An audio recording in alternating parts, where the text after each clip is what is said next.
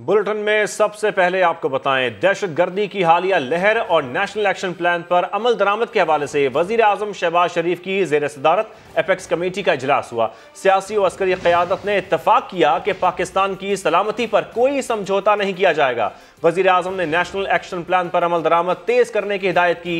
वजीर आजम ने नेक्टा के गैर फाल होने पर तशवीश का इजहार किया। हिदायत की कि नेक्टा को फौरी फाल बनाया जाए। एपेक्स कमेटी इजलास में अमनो अमान की सूरत हाल पर ऑल पार्टीज कॉन्फ्रेंस भी जल्द बुलाने पर इत्तेफाक किया गया है। इजलास को वजीर दिफा और DGISI ने दौरा अफगानिस्तान पर ब्रीफिंग दी है, जबकि वजीर आजम शहबाज शरीफ से army chief general Asim Munir और DGISI ने भी मुलाकात की है। मुलाकात में मुल्क की सिक्योरिटी सूरत हाल पर तबादला ख्याल किया गया है। दहशतगर्दी की हालिया लहर और नेशनल एक्शन प्लान पर अमल दरामद के हवाले से आपको बताएं कि वजीर आजम शहबाज शरीफ की जेर सदारत एपेक्स कमेटी का इजलास हुआ। सियासी और अस्करी क़यादत ने इत्तेफाक किया कि पाकिस्तान की सलामती पर कोई समझौता नहीं किया जाएगा। वजीर आजम नाम लिए बगैर तहरीक इंसाफ पर बरस पड़े। कहा, मुआशी इस्तेहकाम के लिए सियासी इस्तेहकाम नागुज़ीर है, लेकिन बदकिस्मती से एक तबका सड़कों पर मामलात हल करना चाहता है, जिसकी जितनी मजम्मत की जाए कम है। IMF से मामलात जल्द तय हो जाएंगे। आलमी मालियाती इदारे की कड़ी शराइत सिर्फ रियासत के लिए कबूल की और इसके लिए हुकूमती इत्तेहाद को अपना सियासी मुस्तकबिल भी दांव पर लगाना पड़ा। वाज़ेह कर दिया कि अगर घर के हालात खुद दुरुस्त ना किए तो कोई मदद को नहीं आएगा। पाकिस्तान के बजाय अपनी जात को मुकद्दम जानना सियासत नहीं। पाकिस्तान इकोनॉमिक चैलेंजेस को फेस कर रहा है। एक जो हिस्सा है वो आज भी सड़कों पर जाना चाहता है। वहाँ पर मामलात ख़राब करने की पूरी कोशिश की जा रही है, जिसको जितना भी कंडेम किया जाए वो कम है। अभी जब पेशावर का सान्या हुआ, तमाम पॉलिटिकल स्टेक होल्डर्स को इनवाइट किया, उसके बावजूद भी उन्होंने ये मुनासिब न समझा कि वो उस मीटिंग में तशरीफ लाएं। IMF से मामला तय हो जाएंगे। एक कड़ी शराइत को हम मजबूर हो गए हैं उनको मानने के लिए, क्योंकि स्टेट ऑफ पाकिस्तान पहले है और बाकी चीज़ उसके मातहत है। मेरे जो पॉलिटिकल पार्टनर्स हैं उन सब ने अपनी पॉलिटिकल स्टेक दाव पर लगाई है और स्टेट को बचाने के लिए अगर हम अपने घर के हालात खुद दुरुस्त नहीं करेंगे तो फिर कोई हमारी मदद को नहीं आएगा। पॉलिटिकल स्टेबिलिटी वो हर लिहाज से मुकद्दम है कि हमने अपनी ज़ात को मुकद्दम रखना है। कॉम्प्रोमाइज़ करना है पाकिस्तान के इंटरेस्ट को, तो ये कहीं की पाकिस्तानी नहीं है, ये कहीं की सियासत नहीं है। अगर पाकिस्तान को तरक्की की राह पर गामजन करना है, गुर्बत बेरोज़गारी का खात्मा करना है, अपनी तमाम ज़ाती पसंद और नापसंद और अना को एक तरफ करके इकट्ठे होकर अपनी तमाम तवानाइयाँ इसके लिए सर्व कर दें। और अब आपको बताएं कि पंजाब और खैबर पख्तूनख्वा में इंतखाबात से मुताल्लिक़ खुद नोटिस की समाअत हुई। मुस्लिम लीग नून, पीपल्स पार्टी और JUI ने बेंच पर एतराज़ उठा दिया। तीनों जमातों ने जस्टिस एजाजुल एहसन और जस्टिस मज़ाहिर अली नकवी को बेंच से अलग करने की इस्तदा कर दी। बेंच के अंदर से ही मामला फुल कोर्ट के सामने रखने की तजवीज़ भी सामने आ गई है। तफसीलात देखिए इस्लामाबाद से सुहेल रशीद की रिपोर्ट में।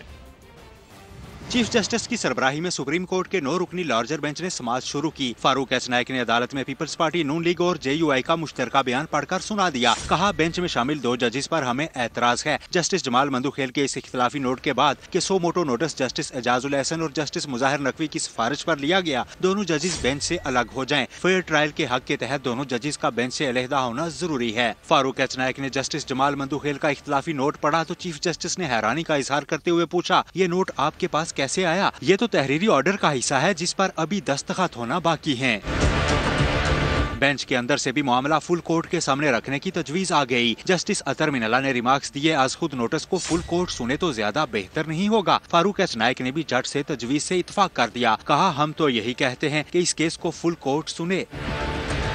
चीफ जस्टिस ने रिमार्क्स दिए, आमतौर पर शहरी इंसाफ के लिए अदालत आते हैं, इस बार आइन ने खुद अदालत का दरवाजा खटखटाया है। अवामी मुस्लिम लीग के वकील अजहर सदीक ने वीडियो लिंक पर पेश होकर कहा, सियासी लीडर्स को अदलिया को बदनाम करने की इजाजत क्यों दी जा रही है? ये बहुत संजीदा इशू है, नोटिस लिया जाए। फारूक एच नायक बोले, मामले का काबिल समाअत होना सबसे अहम इशू है, देखना है कि बेंच की तश्कील कैसे हुई। केस की समाअत पीर तक मुलतवी कर दी गई। साथी रिपोर्टर शहजाद अली और कैमरा टीम के साथ सुहेल रशीद, समा, इस्लामाबाद। और 2 सूबों में इंतखाबात से मुतालिक अदलिया के सामने सवालात का जवाब फुल कोर्ट के जरिए ही मुमकिन है। वज़ीर दिफा ख्वाजा आसिफ का कौमी असम्बली में इजहार ख्याल, कहा अदलिया इस बात का भी जायजा ले कि 2 असम्बलियों की तहलील दुरुस्त थी या गलत। मुल्क में पहला आईनी हादसा नजरिया ज़रूरत को जिंदा करने वाले जज ने किया। जुल्फ़िकार अली भुट्टो को फांसी देकर सियासी शहादत भी अदलिया ने दी। नवाज शरीफ को आईनी शहीद भी अदालतों ने किया।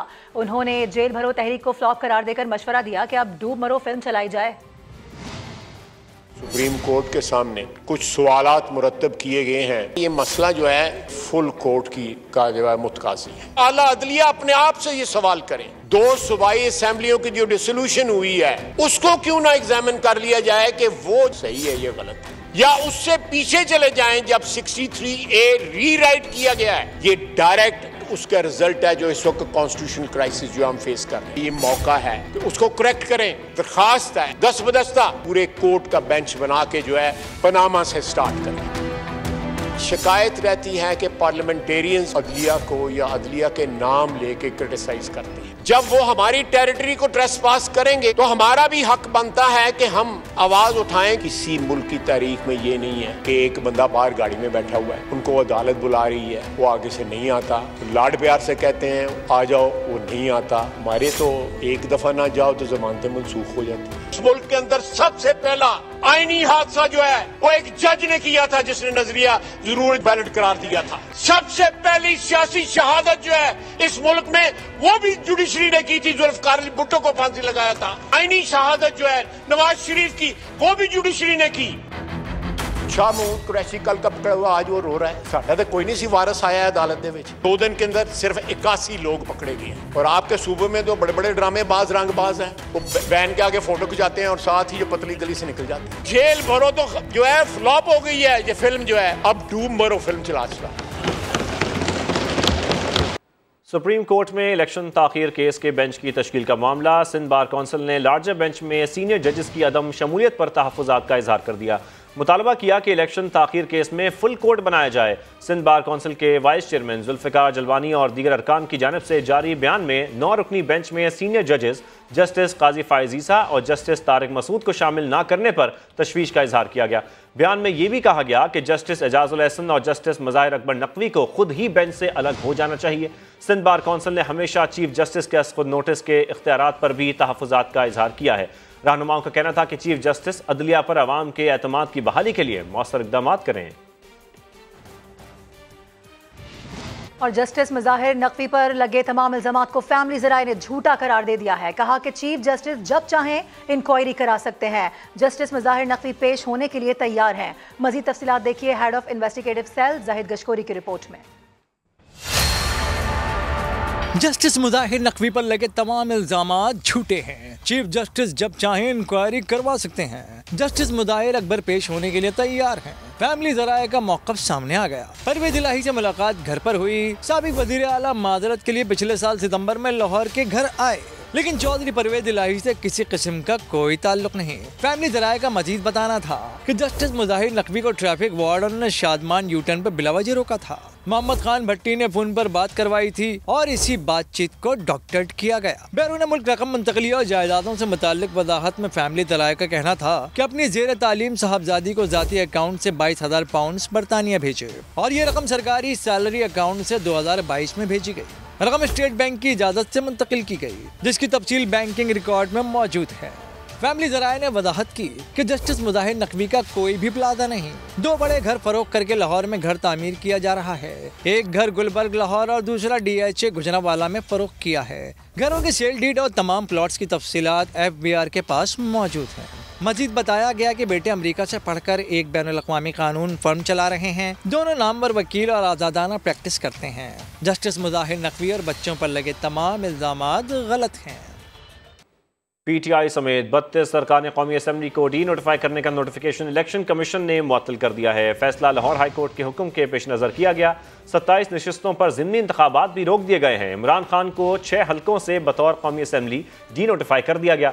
सिर्फ NA 45 कुरम की नशिस्त बरकरार रहेगी। इस्लामाबाद से जुल्करनैन इकबाल रिपोर्ट कर रहे हैं। लाहौर हाई कोर्ट के पीटीआई रहनुमाओं की दरखास्त पर 20 फरवरी के फैसले पर अमल दरामद। इलेक्शन कमीशन ने 32 अरकान कौमी असम्बली को डी नोटिफाई करने का अपना 17 जनवरी का नोटिफिकेशन मुअत्तल कर दिया। फवाद चौधरी, शाह महमूद कुरैशी, हमाद अजहर, अली अमीन गंडापुर, मुराद सईद, परवेज खटक समेत दीगर पीटीआई अरकान और सरबराह अवामी मुस्लिम लीग शेख रशीद शामिल। मखसूस नशिस्तों पर तहरीक इंसाफ की 5 खवातीन की रुकनीत खत्म करने का नोटिफिकेशन भी मुअत्तल कर दिया गया। कौमी असम्बली की 27 नशिस्तों पर ज़िमनी इंतखाबात रोक दिए गए। लाहौर, रावलपिंडी, जेहलम, गुजरात, हाफिजाबाद, खानेवाल, फैसलाबाद, खुशाब, मुल्तान, बिहाड़ी, डेरा गाजी खान, रहीम यार खान और लिया शामिल। मियांवाली और भक्कर में भी ज़िमनी इंतखाबात मुलतवी। इलेक्शन कमीशन के मुताबिक लाहौर हाई कोर्ट के फैसले का इतलाक वफाकी दारुल-हुकूमत की हदूद पर नहीं होता, लिहाजा तीनों हलकों में ज़िमनी इलेक्शन की सरगर्मियाँ जारी रहेंगी। दूसरी तरफ इलेक्शन कमीशन ने इमरान खान को 6 हलकों में डी नोटिफाई करके मर्दान, पेशावर, कोरंगी, कराची, फैसलाबाद, ननकाना साहिब और चारसदा की नशिस्तें खाली करार दे दी। चेयरमैन पीटीआई के पास सिर्फ 45 कुरम की सीट बची है। और तहरीक इंसाफ की जेल भरो तहरीक का तीसरा रोज। रावलपिंडी में फयाजुल हसन चौहान, जुल्फी बुखारी समेत 6 रहनुमाओं और 40 से जायद कारकुनान ने गिरफ्तारी दे दी। सबसे पहले गिरफ्तारी देने की बातें करने वाले शेख रशीद ने गिरफ्तारी नहीं दी। कमेटी चौक से लाल हवेली रवाना हो गए। आमिर खयानी, गुलाम सरवर और राजा बशारत समेत कई रहनुमा आए, झलक दिखाई और चलते बने। रिपोर्ट करेंगे यासिर हकीम। के कारकुनान से गुजारिश है कि जो अपनी गिरफ्तारी पेश करना चाहते हैं वो प्रिजनर वैन खड़ी है, यहाँ आके अपनी मर्जी से बैठ सकते हैं। जेल भरो तहरीक के तीसरे रोज पीटीआई वालों को पुलिस की दावत आम। रावलपिंडी के मसरूफ तरीन कमेटी चौक पर खड़ी 5 पुलिस प्रिजनर वैन काफी देर मुंतजिर रहीं। फिर रहनुमाओं का कारकुनान के रैलों में आने का सिलसिला शुरू हुआ तो पुलिस और कारकुनान में धक्कम पेल भी हो गई। सबसे पहले गिरफ्तारी देने फयाजुल हसन चौहान पहुंचे। प्रिजनर वैन में बैठकर भी जोशे खिताबत आजमाना ना भूले। हम इंशाल्लाह तारीख रकम करेंगे।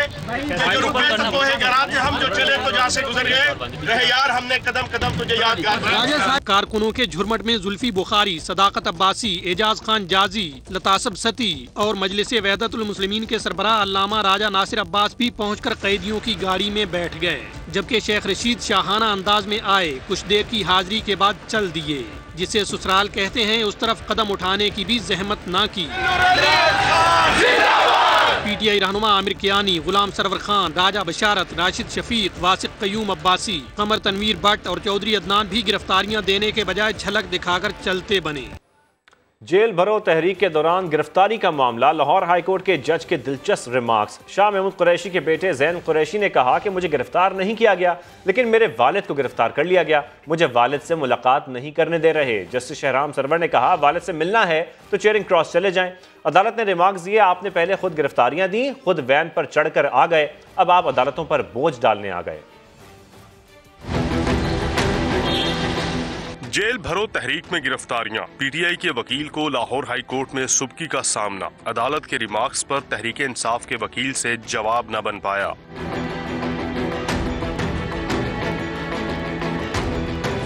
शाह महमूद कुरैशी और दीगर की बाजियाबी के लिए दरख्वास्तों पर समाअत शुरू हुई तो अदालत ने रिमार्क्स दिए, पुलिस तो आपको गिरफ्तार नहीं कर रही थी, मगर आप खुद मुल्जिमान की वैगनों पर चढ़ गए, अब अदालतों पर बोझ डालने आ गए हो। ये कहाँ लिखा है कि प्लीज मुझे गिरफ्तार कर लें? आपको दुख इस बात का है कि लाहौर से बाहर लेकर गए।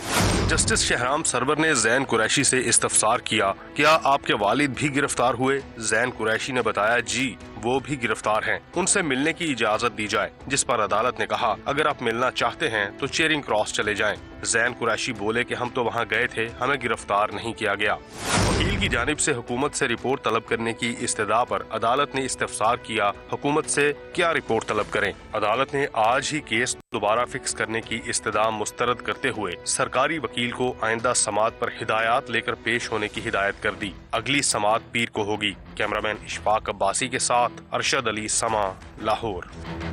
पीटीआई की जेल भरो तहरीक, पेशावर में कितने आदमी थे? पुलिस रिपोर्ट ने भांडा फोड़ दिया। रिपोर्ट के मुताबिक पीटीआई सिर्फ 1200 लोग ही इकट्ठे कर सकी। पुलिस ऐलानात करती रही, ताहम किसी ने गिरफ्तारी न दी। पेशावर से रिपोर्ट करेंगे सज्जाद हैदर। पंजाब के बाद खैबर पख्तूनख्वा में भी जेल भरो तहरीक के गुब्बारे से हवा निकल गई। पेशावर तहरीक में कितने आदमी निकले? पुलिस की रिपोर्ट ने हकीकत से पर्दा उठा दिया। रिपोर्ट के मुताबिक पीटीआई सिर्फ 1200 लोग ही इकट्ठे कर सकी। पुलिस ऐलानात करती रही, कोई गिरफ्तारी के लिए सामने न आया।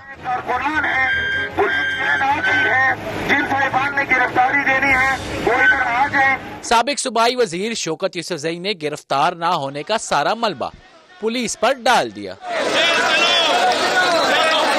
गुज़िश्ता रोज परवेज खटक, असद कैसर, शाह फरमान समेत दीगर सूबाई रहनुमा बगैर गिरफ्तारी के ही वापस लौट गए थे। कैमरामैन असद अली के साथ सज्जाद हैदर, समा, पेशावर। अब आपको बताएं, इमरान खान की रिहाइशगाह ज़मान पार्क लाहौर पर नैब टीम की आमद। तोशाखाना केस में तलबी के नोटिस वकील को वसूल करवाए। तोशाखाना के तहाइफ से मुतालिक नैब में जारी इंक्वायरी में चेयरमैन तहरीक इंसाफ इमरान खान और उनकी अहलिया की तलबी के नोटिस पर दस्तखत करवाने नैब की टीम ज़मान पार्क पहुंची थी। इमरान खान और उनकी अहलिया को 9 मार्च को नैब इस्लामाबाद ने तलब कर रखा है। दोनों को दीगर ज़रूरी रिकॉर्ड समेत मुतल्लिका रिकॉर्ड हमरा लाने को कहा गया है। और अब आपको बताएं कि पीटीआई ने ऑडियो लीक्स के मामले पर लाहौर हाई कोर्ट से जुडिशल कमीशन बनाने की दरख्वास्त कर दी है। ऑडियोज लीक करने वाले किरदारों को मंजर आम पर लाने की इस्तदा भी की गई है। रिपोर्ट करेंगे अरशद अली। जल्दी खबर दसो ना, ऑर्डर हो गए? अभी तक नहीं मिले ऑर्डर।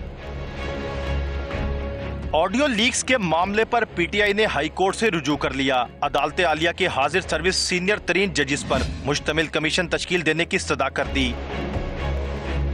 तहरीक इंसाफ की रहनुमा यास्मीन राशिद ने दरख्वास्त में मौकफ अपनाया है कि पीटीआई की सीनियर क़यादत की ऑडियो टेप्स करके लीक्स की जा रही हैं, जो बुनियादी हकूक की खिलाफ वर्जी है।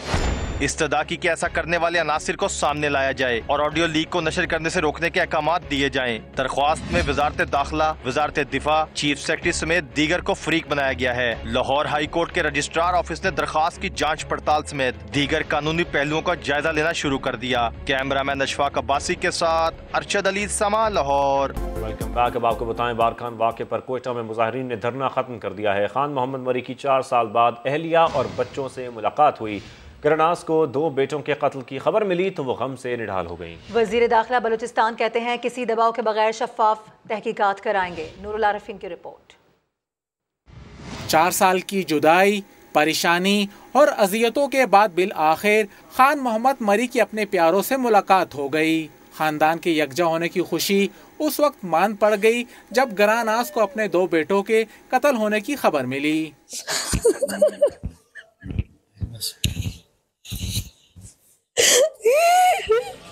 खातून और बच्चों की बाजियाबी के बाद कोयटा में 4 रोज से जारी धरना खत्म करके मैयतें वर्सा के हवाले कर दी गईं। वज़ीर दाखिला बलूचिस्तान कहते हैं वाक़े की बगैर किसी दबाव की शफाफ तहकीकात कराई जाएंगी।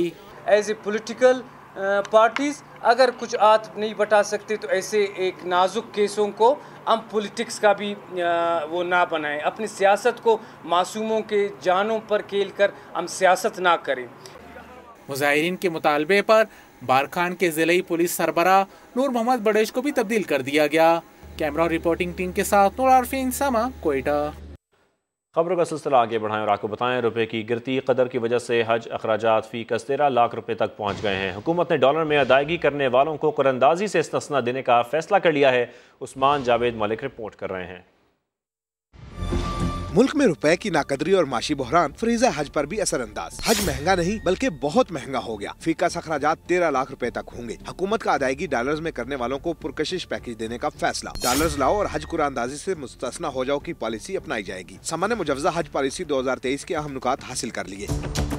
वज़ारत मज़हबी अमूर ने सरकारी हज स्कीम का 25% कोटा डॉलर्स में अदायगी करने वालों के लिए मुख्तस करने की ठान ली। 22,400 से ज्यादा आज़मीन डॉलर्स जमा करवाने पर कुरानदाजी के बगैर हज करेंगे। अदायगी रुपयों में करने वालों के नाम कुरानदाजी में शामिल होंगे। डॉलर बहरान के बायस 40 की बजाय 50% हज कोटा प्राइवेट ऑपरेटर्स को दिए जाने की इतला। प्राइवेट हज कोटा मजीद बढ़ाए जाने का इम्कान भी जाहिर किया जा रहा है। सेक्रेटरी वज़ारत मज़हबी अमूर के मुताबिक हज अखराजात के लिए 2 अरब डॉलर का इंतजाम करने से वज़ारत खजाना पहले ही माजरत कर चुकी।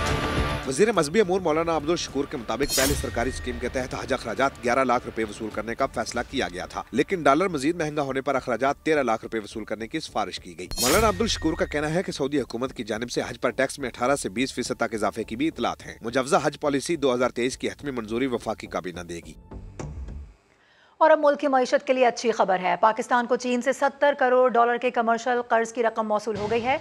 स्टेट बैंक हुक्काम ने रकम अकाउंट में मुंतकिल होने की तस्दीक कर दी है। स्टेट बैंक के ज़र मुबादला ज़खायर बढ़कर तकरीबन 4 अरब डॉलर, जबकि मजमूई ज़खायर 9 अरब 42 करोड़ डॉलर से ज़ायद हो चुके हैं। चीनी तरक्याती बैंक के बोर्ड ने हाल ही में 70 करोड़ डॉलर कर्ज की मंजूरी दी थी। पाकिस्तान को यह रकम रीफाइनेंसिंग की मद में फराहम की गई है, जबकि दूसरी जानिब शरह सूद बढ़ाने और बिजली के शोबे में इजाफी सरचार्ज लगाने में ताख़ीर के बायस IMF के साथ स्टाफ लेवल का मुआहदा न हो सका।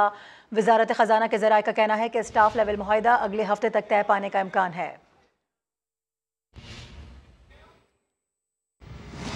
खबर दें आपको कराची से, जहां नागन चौरंगी के करीब ग्रीन लाइन बस को हादसा पेश आया। खातून जख्मी हो गई। मुसाफिर खिड़की तोड़कर बस से बाहर निकले।